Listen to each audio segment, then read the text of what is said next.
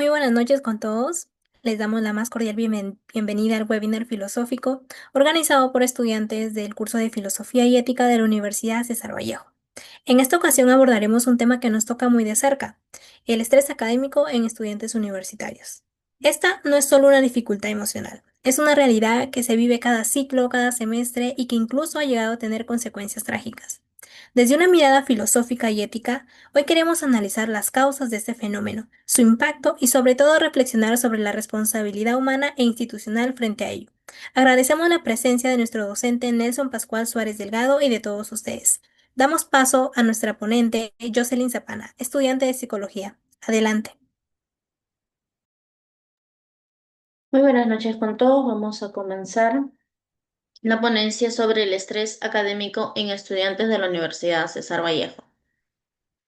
Como bien sabemos, el estrés académico viene de la palabra bienestar emocional. Bienestar emocional nos dice que implica el desarrollo de una conciencia de sus sentimientos, sus respuestas e interacciones cotidianas. La conciencia le permite comprender y mejorar qué se siente de esa manera y puede responder activamente a sus sentimientos. Por ello decimos que la vida universitaria representa una etapa crucial en el desarrollo personal y profesional de los estudiantes. Sin embargo, en este periodo también conlleva una serie de exigencias académicas, sociales y personales que puedan generar un alto nivel de estrés. En este contexto, el estudio del estrés académico en estudiantes de la universidad resulta altamente relevante, ya que permite comprender cómo estas presiones afectan su rendimiento de salud mental, bienestar general. Siguiente. La dicotomía de la educación revela que el estrés académico no es solo una respuesta biológica, sino también una consecuencia del cómo entendemos el éxito y el deber y el valor personal. A ello podemos rescatar, es decir, una experiencia en un examen. Está la presencia del docente y los alumnos. Tenemos el cerebro funciona en dos sistemas. Uno que es la conciencia y la subconsciencia. En ello podemos decir que los estudiantes tienen alta demanda del bienestar emocional, ya que hay algunos que se preparan y algunos que no. El que no se prepara tiene las ganas de poder copiar del compañero, pero también tiene temor de que sea visualizado por el docente. Entonces decimos que la dicotomía en la educación es muy relevante en estudiantes. Siguiente. Perspectivamente filosóficamente. Desde la perspectiva filosófica, decimos que la presión institucional que enfrentan los estudiantes pueden entenderse como una manifestación del poder que atraviesa la estructura educativa.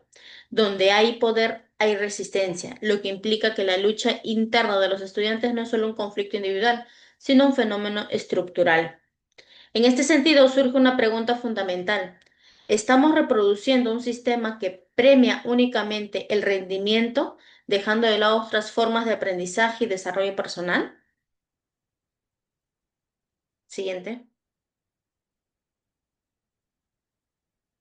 Continuando, en postura ética, responsabilidad universitaria, se basa en el compromiso que deben asumir las universidades como instituciones formadoras de profesionales íntegros, críticos y comprometidos con el bienestar social y el desarrollo sostenible y el respeto por los derechos humanos. También decimos que no solo forma profesionales competentes, sino ciudadanos éticos y responsables.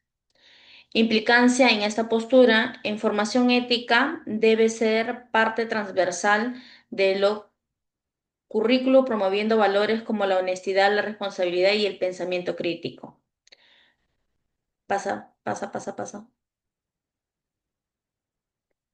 Debemos tener en cuenta que el estrés académico no debe normalizarse, es símbolo de esfuerzo, sino señal de que algo está fallando.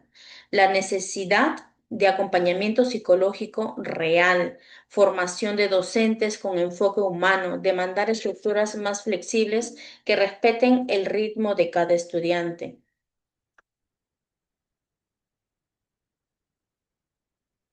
La ética es el arte de vivir bien. La educación debe ayudarnos a vivir bien. El estrés académico no debe ser el precio de nuestro título.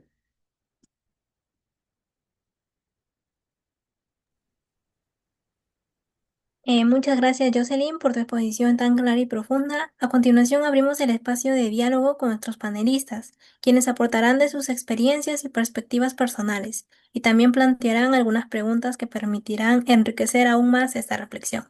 Escucharemos ahora a cada uno de ellos y luego la ponente responderá a sus intervenciones.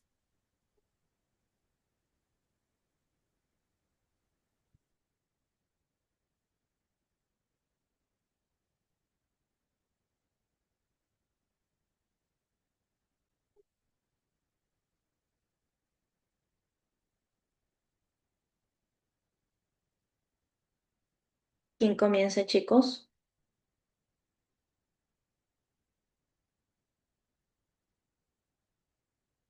Bueno, disculpen. Eh,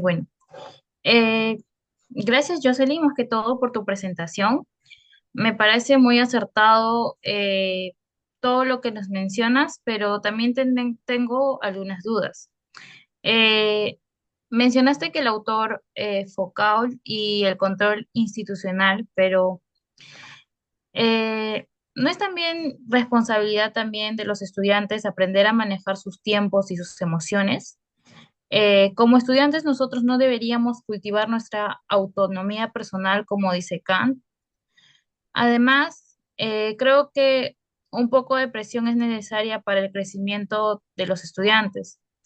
Entonces, ¿hasta qué punto el estrés es dañino y cuándo puede ser motor de superación?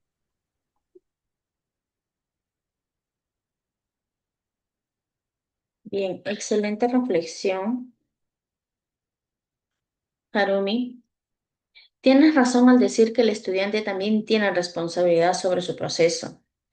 Kant hablaba de la libertad racional. Sin duda debemos formar ciudadanos autónomos, pero la autonomía no se forma en el vacío. Si el sistema nos aplasta emocionalmente, no hay espacio para que su autonomía florezca.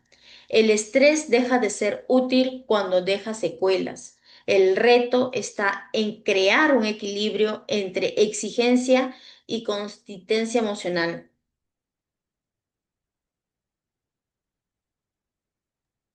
¿Alguien Siguiente. más quiere realizar una pregunta?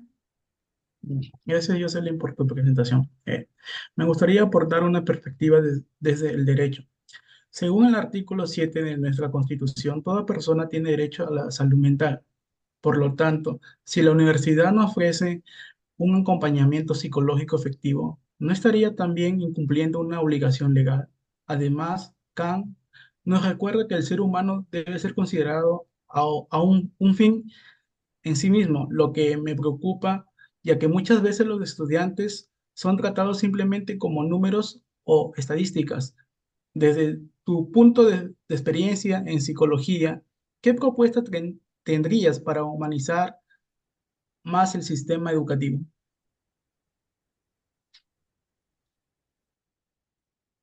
Muy bien.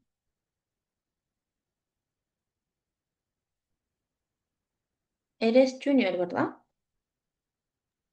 Eric.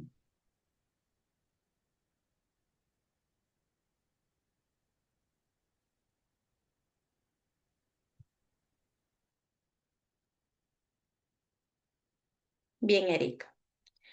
Coincido plenamente en la educación, no puede reducir a indicadores desde la psicología y la ética, propondrían varias cosas. Más espacios de escucha dentro del aula, docentes capacitados y con empatía, atención psicológica accesible y no burocrática, y sobre todo una cultura que valore el descanso tanto como el estudio. Si no cuidamos la salud mental, no estamos educando, estamos sobreviviendo. ¿Otra pregunta? Sí, buenas noches. Primero quería agradecer a la ponente por la exposición y también expresar algo que vivimos muchos estudiantes de ingeniería. En nuestra carrera, sea civil, sistemas o cualquier rama, el nivel de exigencia académica es muy alto. Llevamos cursos técnicos con muchas horas prácticas y constantemente se nos exige cumplir con estándares complejos. Eh, a veces siento que se normaliza el agotamiento como si fuera parte del proceso. Incluso se escucha decir, si no sufres, no estás estudiando bien ingeniería. ¿No crees que es peligroso? ¿Eso es peligroso? ¿Y dónde? queda el bienestar emocional del estudiante de ingeniería. Y estamos educando para construir, pero destruyéndonos en el camino. Muy bien, gracias por tu intervención, Junior. Es muy cierto lo que mencionas. La cultura del sacrificio extremo se ha instalado en muchas carreras, especialmente en la ingeniería, donde pareciera que sufrir es parte del mérito. Pero si seguimos ese pensamiento, estamos rompiendo el equilibrio del que hablaba Aristóteles y olvidamos que la educación debe formar seres humanos, no solo técnicos eficientes. El problema no es exigir, sino acompañar emocionalmente. La universidad debe enseñar a resolver ecuaciones, sí, pero también a gestionar el estrés sin destruirnos. ¿Otra Disculpen, ante pregunta? todo, muy buenas noches con todos los presentes. También quiero sumarme a esta conversación y desde mi experiencia como estudiante de ingeniería, añadir otro aspecto, ¿no? Muchas veces no solo lidiamos con la carga académica, sino también con la presión social, económica y familiar. Muchos trabajamos, ayudamos en casa o sentimos que no podemos fallar porque se invierte mucho en lo que es nuestra educación, ¿no? Todo eso se acumula y el estrés académico no solo es por los exámenes, sino por todo lo que implica ser un estudiante universitario hoy en día. Entonces, Jocelyn, ¿cómo podrías reconocer cuando el estrés ya no es normal y empieza a afectar nuestra salud mental? Muy bien, excelente intervención, Eric. Gracias. Lo que dices nos recuerda que el estrés académico no es un fenómeno aislado. Está cruzado por nuestra historia personal y por la economía y por el entorno. Cuando el estrés ya no nos permite dormir bien, concentrarnos, disfrutar nada o nos hace pensar que no valemos, ahí debemos de parar. No es normal sentirse así constantemente. Sí, bueno, ante todo, muy buenas noches con todos los presentes. También quiero sumarme a esta conversación y desde mi experiencia como estudiante de ingeniería añadir otro aspecto, ¿no? Muchas veces no solo lidiamos con la carga académica, sino también con la presión económica y familiar. Muchos trabajamos o ayudamos en casa o sentimos que no podemos fallar porque se invierte mucho en lo que viene siendo nuestra educación universitaria, ¿no? Todo esto se acumula y el estrés académico no solo es por los exámenes, sino por todo lo que implica ser un estudiante universitario. Entonces, Jocelyn, ¿cómo podemos reconocer cuando el estrés ya no es normal y empieza a afectar nuestra salud mental? Muy bien, Eric. Gracias por tu intervención. Lo que dices nos recuerda que el estrés académico no es un fenómeno aislado, está cruzado por nuestra historia personal, por la economía y por el entorno. Cuando el estrés ya no nos permite dormir bien, no permite concentrarnos, disfrutar nada o nos hace pensar que no valemos, ahí debemos de parar. No es normal sentirse así constantemente. Como dice Frank, el sufrimiento deja de tener sentido cuando ya no tiene propósito. La universidad no puede esperar rendimiento cuando el estudiante está emocionalmente roto. Por eso, es el cambio que debe empezar desde una mirada más humana, ética y realista. Bien, hoy hemos visto que el estrés académico no es solo cansancio, es un tema filosófico, ético y humano. Nos quedamos con varias ideas clave. Que estudiar debe ser un camino hacia la plenitud, no hacia el agotamiento. Que el sistema educativo debe evolucionar hacia la empatía. Que la ética no se enseña solo con palabras, sino con acciones concretas.